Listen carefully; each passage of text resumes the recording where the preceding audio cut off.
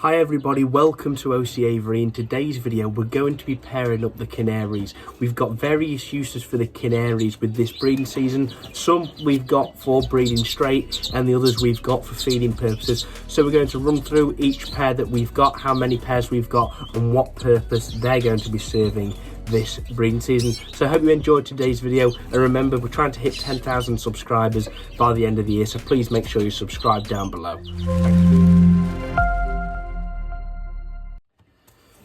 So for this breeding season, we're going for 7 pairs of canaries, all of which are going to have some roles as feeders and some roles to breed straight. So we do have several pairs of spares, which we'll talk about soon. But what we have is 2 pairs of new colours we're going to begin with, 2 pairs of Portuguese Harlequins, a pair of crossbred feeders which were designed for feeding Norwich, a pair of Irish canaries and a pair of Raza canaries. Not only are those 7 going to be some of our breeders and fosters for this year, but we have those 4 spare pairs, those being 3 pairs of yellow agate opals which we got from the new colour selection after Stafford, and we have another pair of Irish fancy canaries. We have a few spare pairs to work with if anything goes wrong, and we have our first choice pairs. So the reason that I'm not going straight forward with the yellow agate opals and getting them paired up and nest sites in and all of that is because I think we need to give them a bit more time to come into condition, because they've been moved about since importing from Portugal, to Ireland, from Ireland to the UK. They've had a lot of movement and I don't want to be causing them any more stress, and I think that it will have took a bit of a toll on them in moving them back condition wise. Now don't get me wrong, these birds are in good condition, but they're not as far forward to breeding as other pairs are. So what we're going to do is we've paired them up. We're going to leave them probably a few more weeks before we look to then swap them out with our other new colour pairs for what we're actually going to be breeding straight. But we have got an option to breed them later this year, but we'll have to talk about that in a different video. To begin with, let's take a look at our Portuguese Harlequin canary pairs. We've got 2 pairs for this year. They are in the top 2 cages here. We were given 2 pairs by Alexander Rees at the National Exhibition in October. Now, sadly, one of those hens did start singing. It turned out to be a cockbird, so we did swap one of the cocks for a hen with a different person who breeds the Portuguese as well. So that leaves us now, we've got 2 pairs. So the first pair is a more lighter bird. It's a variegated cockbird, and that is a bit more of an upright bird. I think that is the better bird in this pair. And then there's the variegated hen, but it's more of a darker bird, this one. So I do think they complement each other in that the cockbird is more lighter and the hen is more dark. Works quite nicely and balances out, so hopefully we'll get some nice variegated birds from them this season. And then the second pair, we have a lightly variegated bird. It's got a few white flights and maybe a white feather or 2 on its head and underbelly. So that's the cock, and the hen is completely dark. So that's our 2 pairs of Portuguese Harlequins. I've heard that they are very good feeders, and that is one of the things they're going to be doing this year. If we aren't breeding them straight, which we will get a few youngsters off them straight, they will be feeding young British birds for us, whether that be greenies, whether that be bully hybrids, whether that be Norwich. So next up is 2 pairs of yellow clear dimorphics. They are in the bottom 2 cages here, actually where we bred a pair last year. So we've got 2 young birds which I bred last year, and we have 2 over-year birds that we actually brought in at the end of the molt. So I've split the pairs to make sure we don't breed brother and sister and we breed unrelated birds. So we've got 2 nice pairs of the yellow dimorphics. Now I'm not concerned at all about these guys with have we got the sexes right. Because they are dimorphic, it means that you can tell really quite easily, and it's based on how large is the mask on the face of that bird and how much yellow is there on the shoulders of the bird. Obviously the hens have less, the cocks have more. Very easy to tell with them as long as you know which way the rules work, but it's relatively simple, especially when you see one of them singing and one of them not.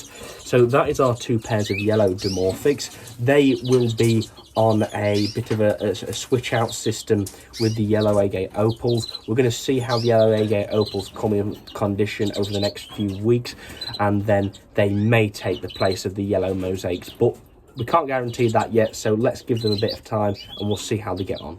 So next up is our pair of crossbred feeders. We got these from Arwell Roberts and Richard Jones at the National Exhibition as well. These guys breed some cracking Norwich. Obviously we brought in a Norwich cock recently from those guys, and they kindly gifted me this pair back a few months ago.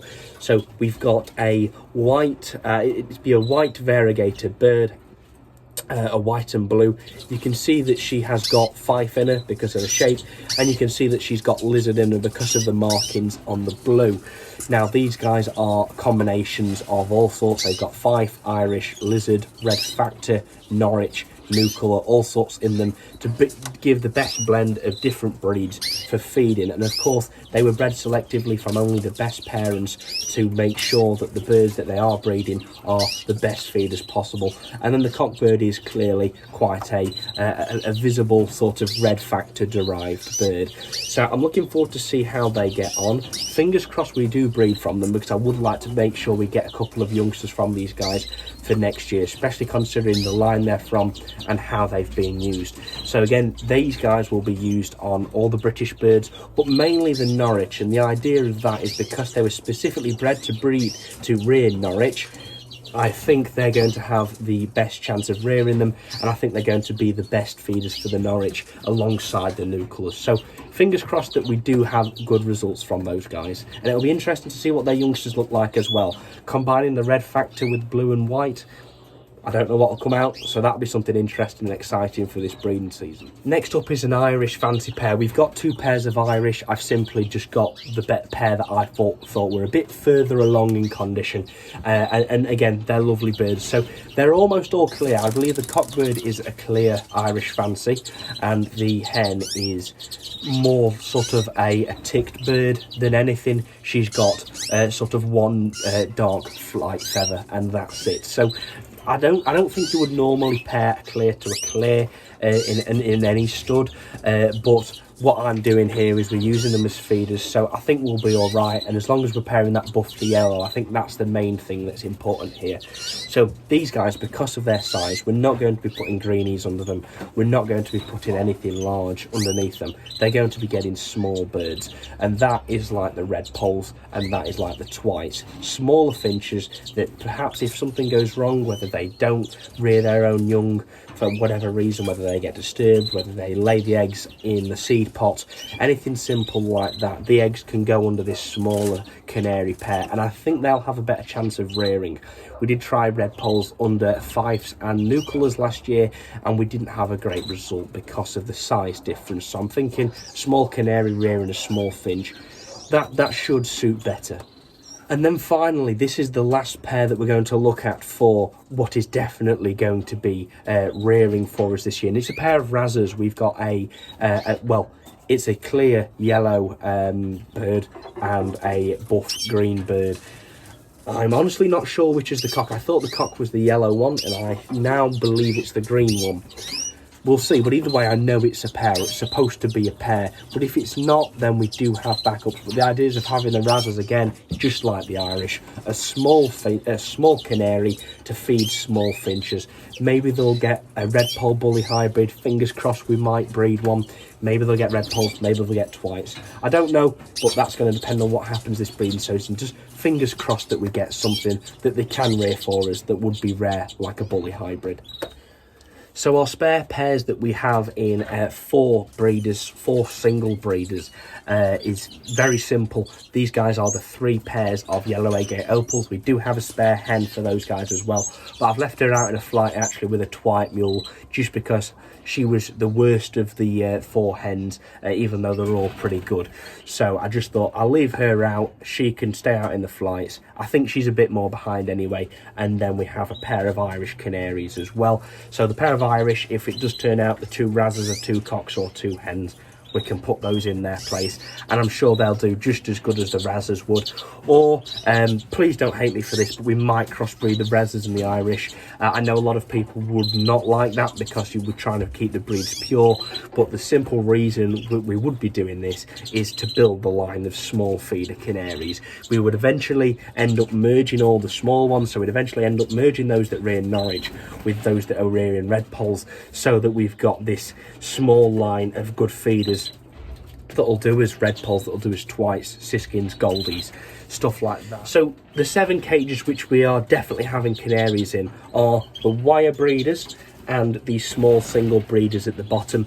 Worked for me last year, hopefully it works for me again this year. We do have one of the sort of 5 or 6 foot breeding cages, the PVC ones, which will eventually be breeding red polls in. We'll be pairing red polls up in a few weeks time, but we've got that housing the spare pairs simply because I want to pair them up. So one, I know what's a cock and what's a hen.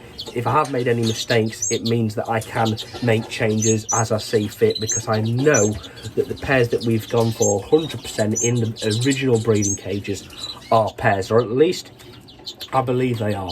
Hence why we have paired them up a few weeks early, so that if I have made any mistakes, which I think I may have made 1 or 2, it just happens, then we have got options. We can change it round before it comes to needing a pair to feed something and they're not ready because we've got a cock and another cock together, or 2 hens together. So we'll see what happens, but it should be good fun, and I'm looking forward to seeing how we get on this breeding season with our canaries. It's definitely going to be 7 pairs of these smaller, lighter breeds. We've got a pair of Norwich, and then we've got the new colours as well, but we're going to have to talk about that in a different episode, because I've got an idea of how we could breed them as well as moving things about, but that's again for a different video.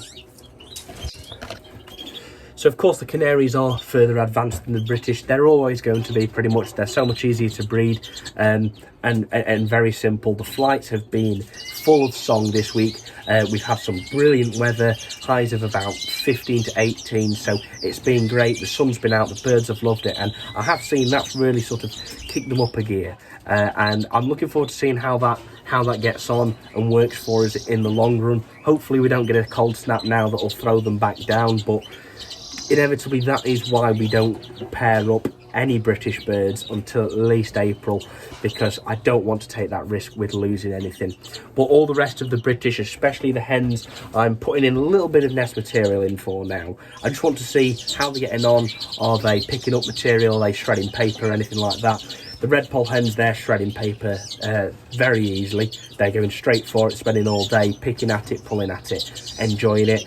The twites, they're pulling at material and carrying material. The canary hens all are, the greeny hens are. The bully hens are starting to pick up cocoa fibre. They're a little bit further behind, but that's fine. Bullies won't generally come into the condition in the wild until at least May. So April start is a brilliant start for the bullfinches. So overall, it's pretty good and I'm pretty pleased with it. They're on track as I need them to be. So we're just carrying on that condition now over the next 2 weeks, ready for pairing them up in about the 1st or 2nd week of April. So make sure you do stay tuned for that. So guys, don't forget, this Sunday is the Newark Bird Show as well. The Newark Bird Show, the Newark Bird Sale, whatever you want to call it. It's run by the EMBBA. So I'm looking forward to that. I've not been to the spring one before, only ever the autumn one, which we went to last, a few months ago, where we actually picked up the reed bunting. So should be good fun. Will be nice to meet a lot of you there, so please again feel free to come over, say hi. I'm going to be filming there. I'm not picking anything up. I don't plan on doing anyway. We never know, we might see something that we can't resist buying, which usually does end up happening, but we'll see how we get on. Should be good fun. We'll get an episode from there, probably the next video after this one, so hopefully you'll enjoy that as well. So if you have enjoyed this video and you'd like to see more from OC Avery, please do subscribe down below, smash a like on this video, hit the notification bell, and I'll see you in the next video. Thank you very much for watching.